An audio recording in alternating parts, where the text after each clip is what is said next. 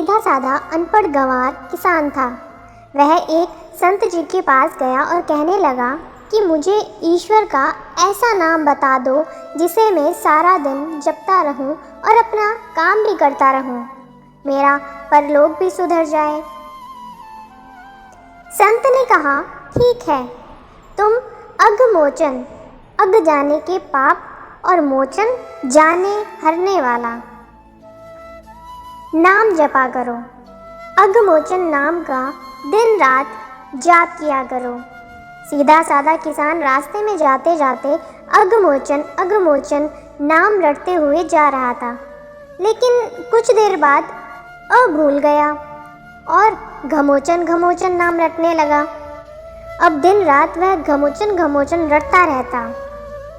एक दिन भगवान विष्णु भोजन करते हुए मुस्कुरा रहे थे, तो माँ लक्ष्मी ने इसका कारण पूछा। भगवान विष्णु कहने लगे कि लक्ष्मी, मेरा एक भक्त ऐसा मेरा नाम रट रहा है जिसका शास्त्रों में कोई वर्णन ही नहीं है, लेकिन नाम चाहे वह गलत ही ले रहा हो, उसका मन मेरी ओर ही लगा हुआ है। इसके मन में मेरी ही छवि है। उसका गलत नाम लेने के कारण ही मुख पर मुस्कान है। माँ लक्ष्मी कहने लगी, आपको लगता है कि यह आपका सच्चा भक्त है, तो चलो इसकी परीक्षा लेते हैं।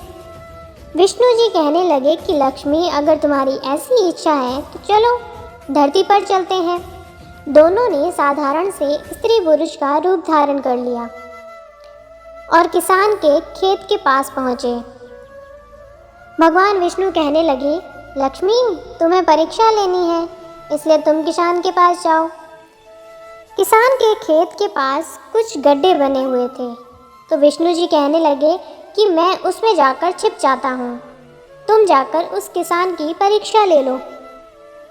माँ लक्ष्मी उस किसान के पास गई और बार बार उससे पूछने लगी कि किसका नाम जप रहे हो।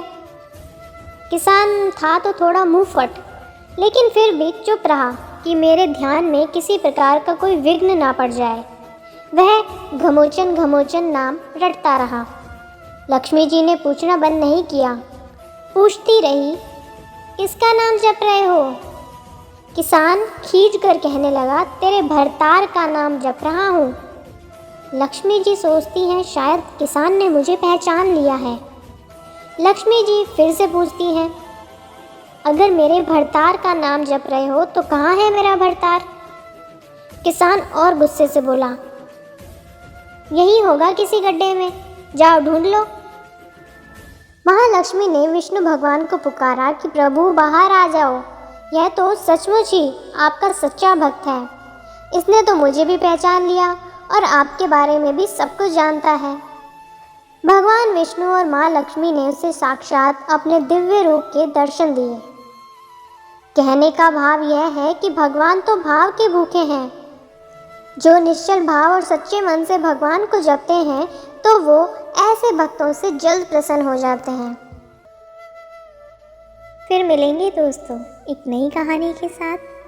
तब तक के लिए हंसते रहें, मुस्कुराते रहें, अपना ख्याल रखें और इसी तरह हमारे साथ जुड़े रहें। धन्यवाद। अगर आपको ये कहानी अच्छी लगी और इससे कुछ सीख मिली तो चैनल को सब्सक्राइब ज़रूर करें। आपका एक सब्सक्राइब हमें इसी तरह से नई नई कहानियाँ आपके लिए लाने के लिए प्रेरित करता है।